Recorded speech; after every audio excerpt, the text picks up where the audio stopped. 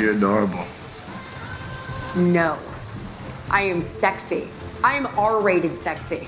Okay, I know what happens in the PG-13 version of Tonight, all right? I know. It's that I get really drunk, and then I pass out, and you cover me with a blanket, and you kiss me on the cheek, and nothing happens. But that's not why I'm here. I am here to bang the hot guy that hit on me at the bar. Hi, welcome to the Bench Movie Club. My name's Charlie. My name's Ben. And to continue our series of romantic comedies, this week I have chosen Crazy Stupid Love from 2011. Directed by Glenn Ficarra, who previous to this had written Cats and Dogs and Bad Santa. And he also wrote and directed I Love You, Philip Morris and Focus. Although this he only directed. Right. Because it was written by Dan Fogelman, who wrote Cars, Bolt and Tangled, which were all kids' things, but okay. You know, it still works. And the cinematographer was Andrew Dunn, who was the cinematographer on The Bodyguard, which is a great film. I'd like to do that one time. Bodyguard is a good film. Yeah, I forgot how good The Bodyguard is until I actually re-see it. I rewatched it recently. Oh, okay. And well, not recently, about a year ago or so. And it's actually better than I thought it was. I always enjoyed it. She's really good in it as well. I think they're really good together as well. And he waited for her to do that film. He waited. Sorry, go on. And he suggested I Will Always Love You, didn't he? Yeah, he found the song because the song they wanted to sing was something else. And I Will Never Love You. They wouldn't get it was something else, and they couldn't get the rights for it or something or another. He was the one that come up with the Dolly Parton song, and that made that's sort of how much money must Dolly Parton? Oh yeah. She was well happy. Yeah. But it's Andrew Dunn was also cinematographer on Sweet Home Alabama, and a film which looking this up I forgot all about, which I absolutely love, The Count of Monte Cristo. In 2002. Never even heard of it. Brilliant film. And really good. Sweet Home Alabama, I've never seen that, but is that Reese Witherspoon? It is. That's an enjoyable. You that's more up your alley. I think you'd like that. So Crazy Stupid Love follows a story of Cal, played by Steve Carell, who is being told that his wife wants a divorce. Feeling sorry for himself, he goes to bars, or one particular bar, moaning about how he's been, cuckolded. And then Ryan Gosling's character takes pity on him. He says that he reminds him of someone. I think it's implied that he reminds him of his dad, because when he talks later on, talking to Emma Stone about how much his dad was like, he was such a nice man, but he was so soft and sort of taken advantage of. Yeah. I think he's saying as if his mum was sort of like the more dominant one of the two. Yeah. So he takes pity on Steve Carell, and he turns him into a bit of a ladies' man. You've also then got Emma Stone, who's dealing with her own fiance, who sort of takes her for granted, and it's got the courtship between her and Ryan Gosling's character. Now, this film has got a few Oscar winners and a few Oscar-nominated people. It's a great cast in this. Steve Carell, who's in Anchorman, Foxcatcher. He was in the US Office. He was the main guy in that's that. how I recognise him from, because I watched all them because of the English Office. I love that so much. And I'd heard about the American Office, and I like the American Office. I prefer the English one, but The Office is really good. It is really good. I watched a whole lot of them. He was also the voice of Gru in the Despicable Me series. He was Oscar nominated for Foxcatcher a few years ago. Okay. Then you got Ryan Gosling, who was Oscar nominated. He's actually Oscar nominated at the moment for playing Ken. I don't think he'll win it just because of Robert Downey Jr. and Oppenheimer. I think it's a shoe-in for that. But anyway, Ryan suddenly got really big, Robert Downey Jr. Yeah, because he was. I remember him as when I was a youngster. He was in a couple of teen films, and then he sort of. I think he had a bit of problem with drugs or stuff like that. I loved his early '90s stuff like Natural Born Killers. Yes, stuff like he was great in that. But he wasn't that successful. That was probably one of the last sort of things that he done. He suddenly catapulted again. Yeah. He sort of got really big, Robert Downey Jr. And he wasn't that big in Natural Born Killers. No. He'd had his sort of day, sort of thing, as a teen sort of actor. Because he was Oscar nominated for Chaplin as well, playing Charlie Chaplin. Yeah, that all came after. That was all after. No, that was early. That was early '90s. That was. Was it? Yeah, because he was saying about how he was young and he was in Weird Science as well. But he was so like cocksure of himself. Yeah. Then he went through his downfall. Something happened. Didn't he go? Yeah, is it drugs or drink or something? He'd spent some time, but then he sort of made like he's still working. He was in Ally McBeal. wasn't he? He was a boyfriend in so maybe he was still. It was Iron Man. When he got the Iron Man part for Marvel Films, which Jon Favreau put faith in him because the studio was like, he's got a troubled past. But Jon Favreau was like, no, he's perfect to role. Shot him back to A-list. Yeah. And since Iron Man, he's been... getting better and better, gone from strength to strength. No, it's good to see. But he's not in this film. So, back to Ryan Gosling, who the same year as this was in Drive recently. I like that. Yeah, that's one you told me about, wasn't it? Was in Barbie, The Nice Guys. He's been in total with Emma Stone. They've done 3 films together when they've been romantic capitals. First of 3, wasn't it? I've never seen her. This is the first film I've ever seen with Emma Stone in it. Oh yeah. Yeah, he was also Ryan Gosling. I knew him from The Notebook. Yes, of course. Yeah, Notebook. Was that the thing that made him famous? Yeah. I think that was his first big hit. Yeah. But what was her name? Amy Adams. Rachel McAdams. Rachel McAdams. Yeah. Who's Amy Adams? She's redhead. Well, she's redhead as well, isn't she? Rachel McAdams. Like Albany kind of hair. I'm not sure because she might be blonde in real life. She's in Mean Girls as well, isn't she? Rachel McAdams. I don't think I've seen Mean Girls. Have you not? No. Again, that's a film I thought you'd really like. Yeah, I probably would have liked that. We'll probably watch it one time. But yeah, he's done 3 films with Emma Stone. I always think their chemistry is really good with them two. They always, and when you see behind the scenes of any films, then you can always see them sort of poking each other, laughing. Yeah. So they done that. They done La La Land, which was obviously a big hit for them too, and they was also in Gangster Squad, which was okay, but they're always good together. So you got Julianne Moore, who won an Oscar for Still Alice. She was in Boogie Nights, Children of Men, Big Lebowski. You've seen them, haven't you? I've seen Boogie Nights. I can't really remember it that well, but I know I liked Boogie Nights though. Yeah, she's really good in that. Yeah, she's good in all of them. She's a great actress. Did she play Carrie's mum in that remake? Yeah. Oh yeah. Yeah. But that's not her fault. No. That's just a paycheck. But she also replaced Jodie Foster in the subsequent Silence of the Lambs. She was in, what was it? Hannibal. Yeah, because Jodie Foster didn't agree with the brain eating bit at the end. Emma Stone, who won an Oscar for La La Land, and she looks like she might be winning her 2nd Oscar at the moment. Really? For the film Poor Things. I've heard of her name, and I think I've heard of her name because of with Ryan Gosling working together, but I've never seen a film with her in it apart from this one. What I like about her is her personality. You can see shines from when I've seen her in interviews. Her personality, saying this, is very similar to how she is in real life. She's very laughy. Yeah, she comes quirky. across nice, like normal, like a nice normal girl. Like in Easy A was a big one for her. That sort of made her quite famous. That's a Mean Girls type. She played Cruella DeVille in the film Cruella, right. Zombieland. And as I said, at the moment, it's Poor Things. And Friends on Benefits as well. Friends on... I think it's down as Friends on Benefits. What's the name of the film? Friends with Benefits? Oh, Friends with Benefits. Okay.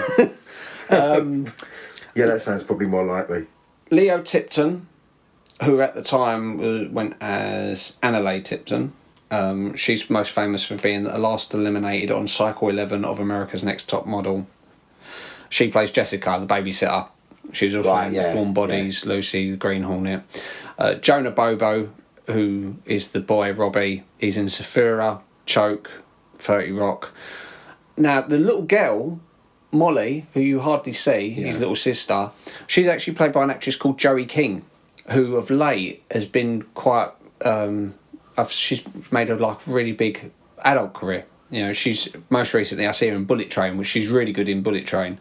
Okay, well, how old's this film then? This is 2011, so that's why she's only a little girl in this. But now she's so 20s then. She's in her 20s, right? Okay. And she's also in the TV show called The Act and The Conjuring. Her name is actually, if you see when Robbie's going through his phone when he deletes Jessica, he's actually got J King on there. That was actually her phone number. Oh, okay. It was saved on there because obviously they was chatting between scenes or whatever, and everyone sort of networks, don't they? They become friends on set. Marisa Tomei, who I really like in this, she's also an Oscar winner because she won for. Who's she in this? Because she won for My Cousin Vinny back in the early 90s. She's the teacher. Know who he chats up in the bar? Yeah. Who I think she's hilarious in this. Yeah, she's funny. The school teacher. Yeah, and she's most famous of late. She's Spider-Man's Aunt May, and she's in The Big Short. And as I said, My Cousin Vinny, which I've never seen that. That was one of Dad's favourite films. Yeah, that's a brilliant film. I love My Cousin Vinny. John Carroll Lynch, who you'd recognise he was the bald guy. He's in loads of things. Bernie. He's in Paul, Fargo, Founder, Lucky. You recognise his face. Is that the dad? Yeah, the babysitter. Kevin Bacon. Yeah. Who plays David Lindhagen. His name's actually said 19 times in this film. Okay. He's of course in Footloose, Tremors, Stir of Echoes, and loads of stuff. Her fiance is Josh Groban, who's a singer. This was actually his screen debut. He's like in other things. He's been in like Muppets Most Wanted. Was he in Ally McBeal or something like that? I think. Was he in that? Oh, I can't remember. Such a long time ago. But Josh Groban is more. I think he's more known for his singing. Yeah, I think he sings. I'm sure he was in an episode of Ally McBeal. I think that's how he got noticed or something. I can't remember. Well, he was in something. He was definitely in something. I'm sure it's him because he's got a really good voice. He's got a right. Really I'm sure he was in something. Yeah. No, like a sort of like a thing like Ally McBeal type of thing. Yeah. A little interesting fact about him. Katy Perry wrote a song about him. No, the one that got away. Oh, that was did she written date him? Did she? No, must have done. That was written about him. And there's a little cameo. You got Dan Butler as well, who plays Bulldog in Frasier. Oh, was he in it? He was his boss. No, the one who comes in and goes, "You okay? We heard you crying in the toilet." And we all thought you had cancer. It's okay. He's just getting divorced. That was Bulldog. I didn't recognise him. Oh, we had that. And I've seen Frasier so many times. Yeah. But yeah, he plays Cal's boss. Yeah, so what did you think of the film? I really liked it. It's proper right up my street. It's everything about the film. I loved. See, the thing is, I'm gutted a bit about really because I think I tried to watch it twice. I've been really tired. I think where I was sort of doing my early shifts at work. And I sort of fell asleep when I started watching it the first time, and I sort of woke up at the end, so I sort of clocked what's going to happen. Oh, do you know what I mean? Yeah. It's like, but didn't ruin it for me. Still didn't ruin it for me. Pissed me off a little bit because it's like, why did I need to wake up at that point? Yeah, you know, because. But then because obviously really spoilers for the film. Yeah, but yeah, it's the big one. There's many twists in it, but the biggest twist is that Emma Stone all along was Julianne, their daughter. Yeah. And obviously they say, when you watch the film, you hear him say, "Oh, Nana's going to be heartbroken." Yeah. They say Nana. But you wouldn't get it. No. Because when she's going to meet the mum is at the house, so it's not even like, I'm thinking, so they've done it really clever.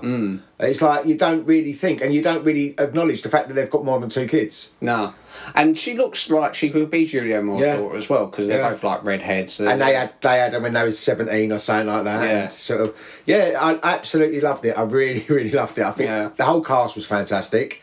And I loved the bit at the end when it all comes together and when they're all realising. Also, another reason, I've seen that on TikTok, that clip. Oh. I've seen that clip on TikTok where it all comes out. Like, you're this one, you're that one. That's how I recognised that. So I didn't know where it was from. So it's only when I'd seen it. Yeah, that's a shame because, as I said, when I first watched this film, I had no expectations. I didn't know what it was about. All I knew it was a romantic comedy. Yeah.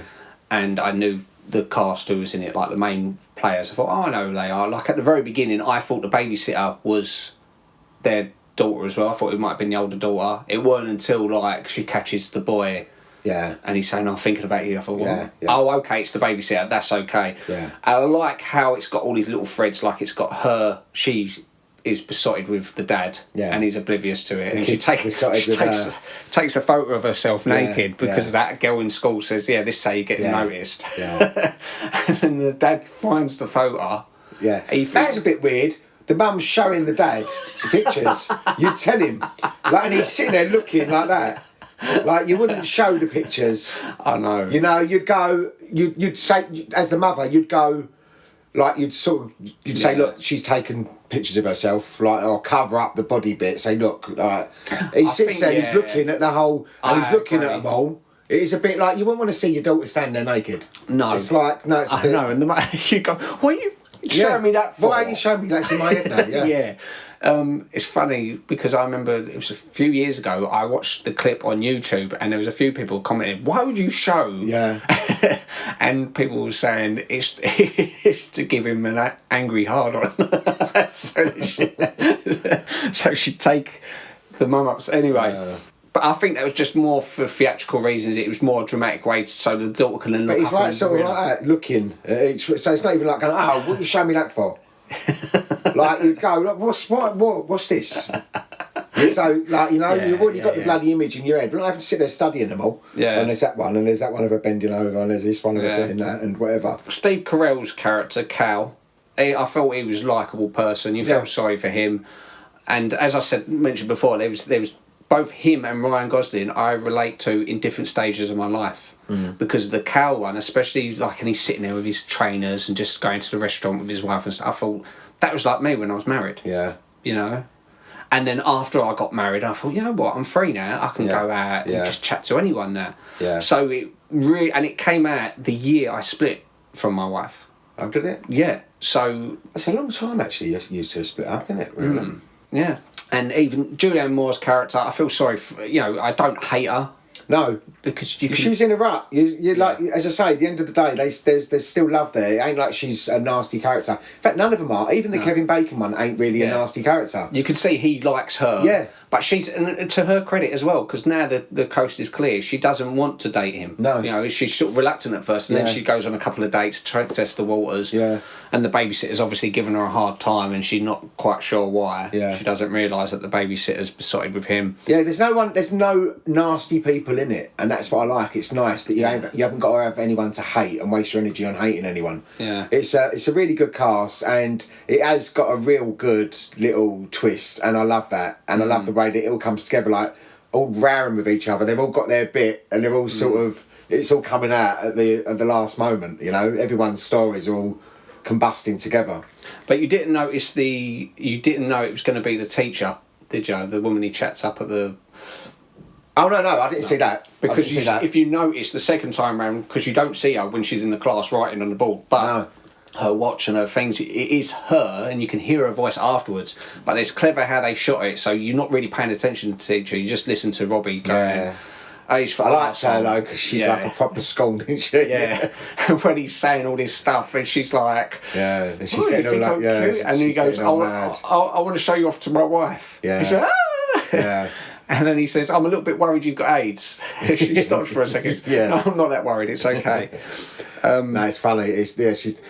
And he sort of pulls him up, doesn't he? He sort of turns him into him sort of self. Like Ryan Gosling's obviously getting off with all these women, and then finds Emma Stone. They do it so clever. It's so clever the way they do it, because you don't think, hang on, how comes Emma Stone ain't there at the same time as him? And because obviously he would notice that's his daughter, but if you don't think about it, you just assume, she's just not out. Nothing to do with it. And the one night she does go out to find him, the dad ain't out anyway. Yeah, and you don't think nothing of it. Exactly, because he first tries to chat her up, doesn't he? Yeah. With her friend there. Yeah. Before he's even spoke to Cal. Yeah. The dad ain't even started going to that bar, and she knocks him back. Yeah. And then it's much later when she realises her fiance isn't going to propose to her. Yeah. And it's sort of like, oh no, I was just going to invite you to the She want him company. anyway. No. She got Ryan Gosling after her, but then again, Ryan Gosling's like a fuckboy, really, isn't he? Yeah. What is it? But until she comes around, then also you like to think that obviously he's found the one after he's been with all these others, and also the fact that he's like best mates with the dad.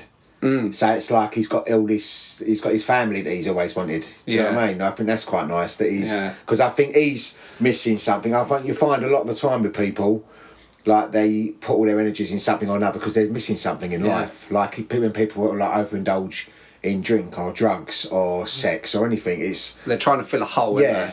And I've done it so many times. It's like, and I think you are trying to find that bit. Like I think you said something before that you've always got There's always a hole. Yeah. There's a hole there. That's what happens. That's how humans live. They've always got this hole which will never be filled. But as long as you accept it's never going to be filled, you're not going to be disappointed when you get good things. Yeah. Because I think it was Oscar Wilde who said the two greatest tragedies is not getting what you want and getting what you want. Yeah. Because when you get what you want, you think, I thought that was going to solve everything. Nah. Nothing's going to solve everything. Like when people say about winning the lottery and all that, and it's like, I'm not happy no more because there's other problems. Yeah, it's okay. You've taken the money situation out of the way, but I know like people with money don't message and they're not happy. No, and if anything, You know? when you've got the money, that's when you see all the false smiles, all the snakes suddenly appear. Hello, Yeah. I'm going to be your friend. Yeah. So you always got to keep note of the people who were by your side when you didn't have That's the why, money. yeah, you just got to weed all that out, haven't you? Yeah, on his character as well, even though he's like a ladies' man and you say he's a womanizer, he's not nasty to the women. Oh, no. You can imagine that none of them sort of go, oh, you bastard, you didn't call. Yeah. They've enjoyed. He's made it clear it's like a bit of fun. Because I felt that the way that Steve Carell was a bit over the top, nasty to him, like, you know, because he basically helps him. He's a friend of his. They're friends. You'd basically go, don't you dare fuck her but around. I see as a dad, I see it from a dad because I think this guy who's literally saying, say, chat to women, say, you've duped my daughter. Yeah. Despite the conversation they had previous, goes, I think I found the one. He's probably thinking, oh, okay, whatever. He's just thinking this is another line. So when he turns up, you think, my daughter is not one of your sort of catches. She's not one of them girls. She's special to me. So I can understand why his gut reaction is. I ain't got kids, so that's why. Yeah, but it's like if you had a kid and your best mate suddenly turned up with her, you'd be like, you are not dating my daughter. I don't care that we're best mates. Don't, it's not right. Yeah. You know, Okay, so okay. I can see that, but I like that he has time to think about it, and all that with the slapping. Because I woke up at the end bit when he's slapping him around the face. I thought, what's he slapping him like that for? Yeah, and then I obviously noticed it because that's what he does to him earlier. He does him all the way through the film, and he's sort of like, but I just think it's such a lovely. It's a nice sort of smiley inside, proper rom-com. I don't know how I've never come across this before. Steve Carell hated the title. He wanted the wingman. Yeah. Which I think it sounds better. Crazy Stupid Love is a bit of a strange title. I think it's a strange title. I don't think it does it any justice. I think that might be the reason why I've let it just disappear. Yeah, it's hard. It's a mouthful. It's like I was recommending it to Rosie the other day. I said, "Oh, Crazy Stupid Love," and she's like, "What is it called? Stupid Crazy Man?" Now, whereas the wingman sounds like that's quite good because it's got a hook. Yeah. But again, I don't like the wingman. It's hard to think of a title. It was developed under Untitled Marital Crisis Comedy, which I think, ironically, they could have just kept that. They could have called it Marital Crisis Comedy or something different to stand Marital out. Crisis, I don't know. It's something. I think the name might have been one of the reasons why a lot of people haven't heard of it. Yeah. I think it does make a massive difference. It's strange, but I think it does. And the first cut of the film was actually 3 hours long.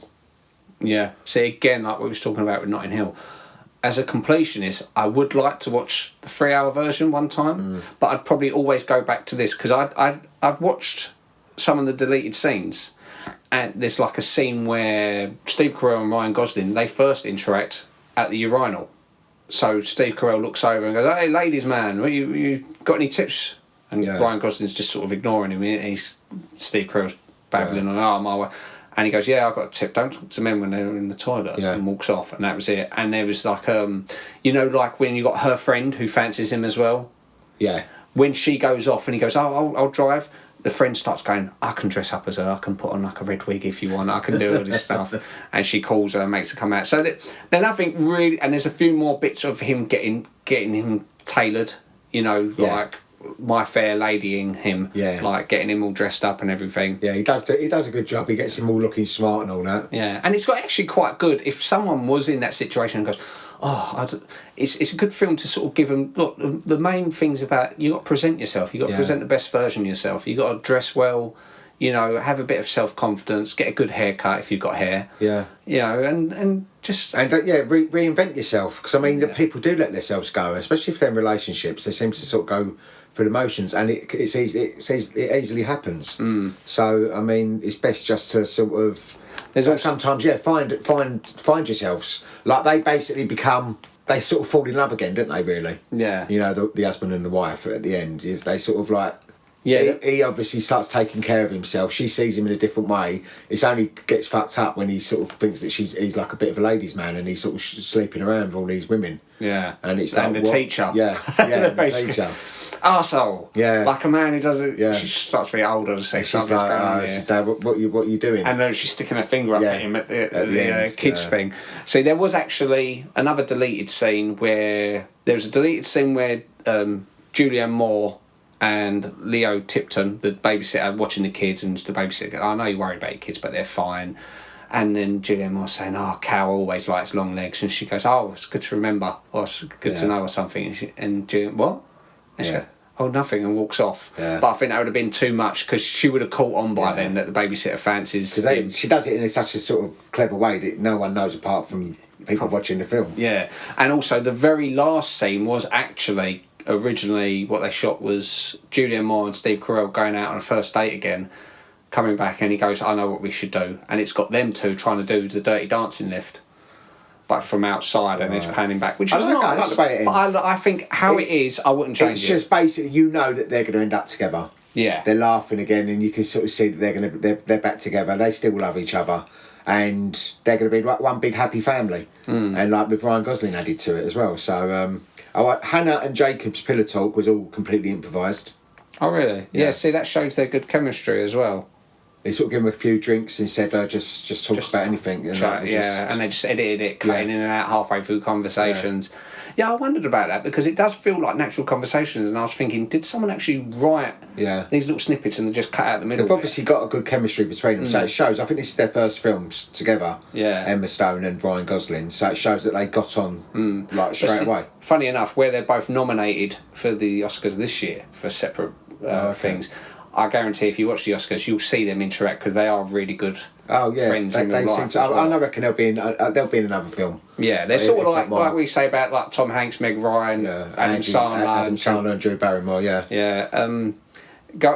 Ryan Gosling actually received a Golden Globe nomination for this as well, which was good for him, because it was his earlier days of sort of really breaking through, and he's never really pursued like the. He's done really well. He's quite a good. I like him as an actor.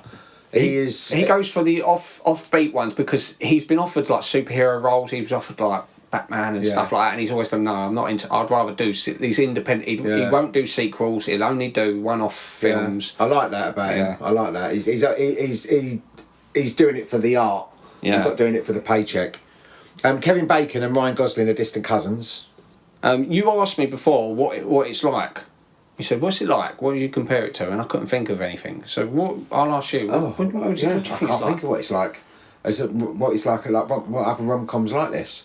I don't think there is. Because it's got multiple stories similar to, say, something like Love Actually, but it's not got as too much. Love Actually hasn't got one big sort of thing at the end where they all interact. It all interacts. No. That's what I don't like about Love Actually, because it's like separate stories. They're all these separate stories. It's like going through TikTok. No, it's like watching different videos. It's like they don't all need to be there. You can cut half them people out of that story. Like, I've never liked the sex couple in it. I've always thought it's a bit odd. It's never really worked. I'm surprised. Really, Love Actually is such a big. So many people love it. Yeah. I think that was another reason I delayed watching Notting Hill for so long, because. Notting Hill is so much better than Love Actually. Yeah, absolutely. But as I say, I love Hugh Grant and Martine McCutcheon in Love Actually. Yeah, there are moments in it. There's elements in it which are good. Which they should have concentrated more on the individual stories in it. Maybe cut half the people out of it. Concentrate on maybe three different couples and have them all interact. Have some sort of thing. Similar to how this one. Yeah. How it suddenly turns out, like say if it turned out that singer was the Prime Minister's brother or something like that. Yeah. Well, no, in Love Actually, Emma Thompson is his sister. Yeah. The Prime Minister's, and she's got her story going on. Her husband cheating on her. Yeah. And so you could have had them. You could have had that. You could have had her. Yeah. You could have had the Hugh Grant and the Martine McCutcheon, and really gone like a lot more about their story. Make that like the main sort of story, and sort of. I didn't like the Keira Knightley, Andrew Lincoln. I thought that's a bit under. He's trying to chat up his best mates. Yeah. Going to the door of all his placards, but it's quite an iconic scene. I guess. So some people love it, but back on this. What I like about this is I like all the cast in this. There's no one I'd change out of it, and it actually won in the Casting Society of America. This won outstanding achievement in casting for a big budget comedy feature, which is a mouthful. Yeah, I just don't understand why I have not heard of it before. there's so many films on the radar. Yeah, but I think it's the name. I think the name of it. I think it's like Bridesmaids. It sounds weird. Bridesmaids. Yeah, exactly. It's not actually about all the bridesmaids. It's more about her friendship. Yeah. But at least then it hooks you in. It's a punch. So you can go, what film are you watching? Like even like Notting Hill. Yeah. Whereas if they just called it like Rebounds or something like that, you'd go, oh, go watch Rebounds. Yeah. I've heard of Rebounds. Rebounds is a good film. Yeah, I think it's too much of a... Yeah, I think it might have had something to do with the fact because it also doesn't tell you a lot about what it's about. Yeah, because crazy stupid love. It's like it doesn't. I wouldn't put that with this film. But the crazy stupid bit is like not really. It doesn't go with the story. Yeah, like I think that's the thing is you look at that. I don't really sound like a bit of me really, and I think that's a massive thing with it. But I think it is a fantastic film. Yeah, absolutely loved it. I'm glad you liked it. Oh, I loved it. Absolutely loved it. It's proper up my street. It's really well cast. I'd watch it again, and I'd recommend it to anyone as well. It's it's got a nice feel to it, and it's even it's nice the arsey ones. It's got a lovely ending, and I like the fact that when it all comes together, and they're all sort of like.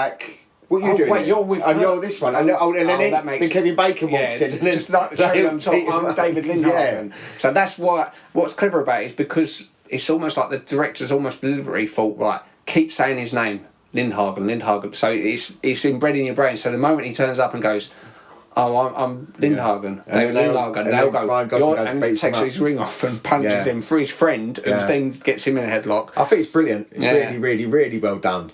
Emma Stone also won awards for this for the People's Choice and Teen's Choice Awards, Best Actress, which is good. I want good things for her because she seems like a nice person. How long has she been going for then, Emma Stone? Because I know the name, years. and I don't know why I know the name. She's been in loads of things, but it's just probably you've just missed those things. Yeah, I've never seen them. You know, it's I know the name, but I just can't think. I just don't know her. I don't know her, but she's good. I really like her in it. She's believable, and she comes across nice. She's got a nice energy about her. She was in an iteration of the Spider-Man film. She played Gwen Stacy, I believe, when she had to dye her hair blonde. But anyway, but she actually developed a phobia of being lifted. Yeah, from this film. Yeah. Because when she didn't realise she had that phobia until that's used a body double. Yeah, she didn't. Yeah, so like that's why it's so far away. Yeah, you know, like you're looking into that beautiful apartment that he's got. Yeah, and I think Ryan Gosling said I don't know if it's like this. It's what I imagine if a possum fell out of a tree and started trying to scratch your eyes out and stuff. That's what it was like trying to lift her, because when she started panicking and like scratching at him, and she realised it was because when she was 7 years old, she was on a balance beam. And the teacher let her go. She fell. Broke her arms. Broke both her arms. Yeah, and you think how angry you'd be at that teacher. Yeah. I had my daughter break her arms because you let her go. On a 6 foot beam. And then now she's got that phobia. Yeah. But you know, it's first she didn't realise. Also, that's got to be hard because to break your arm as a child as well, because you're quite bendy as a kid. You think 6 foot, so she's standing up 6 foot, falls, and got her arms on her chest. As a child, that's like coming off like the third floor, isn't it, or something? Or maybe not that high, but oh, and the drink that he makes in it is called the Old Fashioned. It's like the oldest cocktail in America, which you can find. There's a book which has got all movie cocktails in it, so you can look up all the different drinks if you fancy a drink. It's got a beautiful apartment.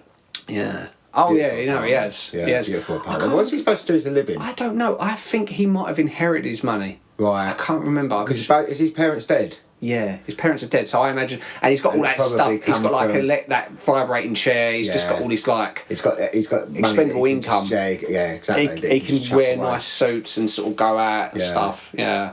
But also there's that bit at the end that's caused a bit of controversy online, which is the bit where she's obviously the 17-year-old babysitter gives the 13-year-old a naked picture of her.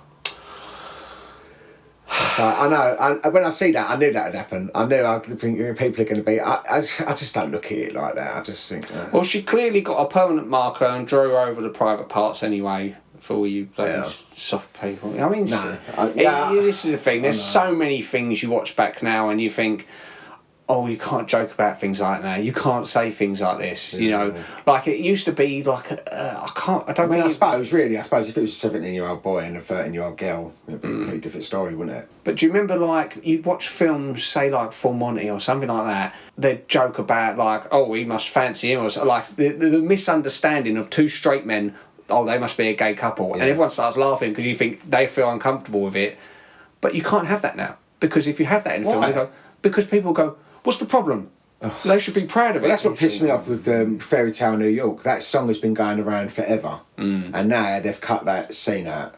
The bit when they say, "You scumbag, you make it," and all that. Yeah. It's like they've cut that. No, the bit after you cheap lazy faggot bit. They've cut that out. Yeah. And it's like, yeah, but that song's been around for like 30 odd years. Yeah. 40 years maybe. Because people have ideas in their head. No one's had offence right then. I've never been offended by it. It's because some people, they go, oh, it's obviously homophobes. It gives them free... because they only sing at that part. You're imagining they only sing at that part. People sing along to the whole song. But I think people are just like, ain't got nothing better to do. I mean, okay, things that maybe you wouldn't bring a song out now with it in, but it's fine. And you can hear it's so badly dubbed on the radio. Whenever they play that and they cut that line out, it goes, "Scumbag, you maggot, you cheap and you're a haggard." Or something. It's like it's really badly dubbed, and it just sounds. I'll just leave it alone. It's a classic Christmas song.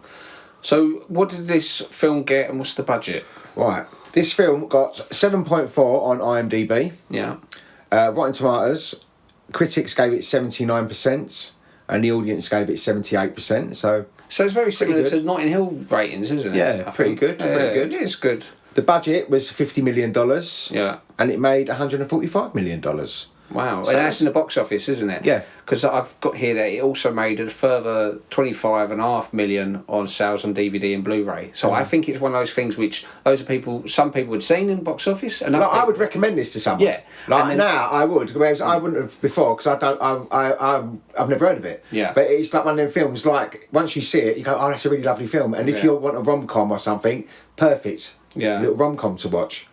And it's got all the other little bits going on in it as well, and it's got the humour, and it's got like the nice, it's nice ending. It's like when we done, because I put this very high in our top 10 rom-com list, and I think it was number two of your but it's just list. behind Wedding Singer. But like Wedding Singer, it's one of those ones you can sit there watch, and at the end you can have a smile on your face. I knew it was going to be good because it was your number 2 on our. Yeah, we done the top 10 rom-coms, didn't we? Yeah, and I hadn't seen your number 1, but I've seen it now. So yeah, but that's what I think is what you want from a good rom-com is one where at the end you think I'm really happy. Just nice. Everyone turn out good for everyone. Everybody, pretty much. There's no sort of like bit in it you think, that hasn't ended right. Or they've ended that, and that's not really finished that story. You don't know how this one ends. I like it to end. I like a film to end. I like one film. I don't like films with sequels. Well, I mean, I do like some films with sequels because obviously there's things like Back to the Future. I like number 2 and.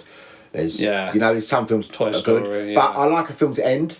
I like it when you watch that film and that's it. It's done. Yeah, and this is a film which I've watched this film quite a lot of times. It's one of those ones which, as I said, is sentimental to me, but I'll also find I'd watch it again. always puts me in a good mood. Yeah, it made me really smile. I looked at it and I went, "Oh, that's really nice. That's a really nice film." Yeah. So yeah, really good choice there, Charles. So what film are we going to watch next week, Ben? Right, I'm thinking going back to the 80s. John Hughes classic Weird Science. Okay, brilliant. Which has got Robert Downey Jr. in it. Yeah. So Michael Hall and Kelly LeBrock. So we can talk about him again. Yeah. Okay. Yeah. Right then. Brilliant. Okay. Well, thanks for listening. Yeah. Catch up with you soon. See you later. Bye. Asshole. You're familiar with this word, Mrs. Weaver. Yes, I am. And I've spoken to Principal. Asshole. As in someone who tells a woman that he'll call and never does. Asshole, as in someone who uses honesty to get a woman into bed with him, but is actually full of shit like the rest of them. This is not about Robbie. Asshole, as in someone who allows a woman to go downtown for 45 minutes because he's nervous. Ew. All right.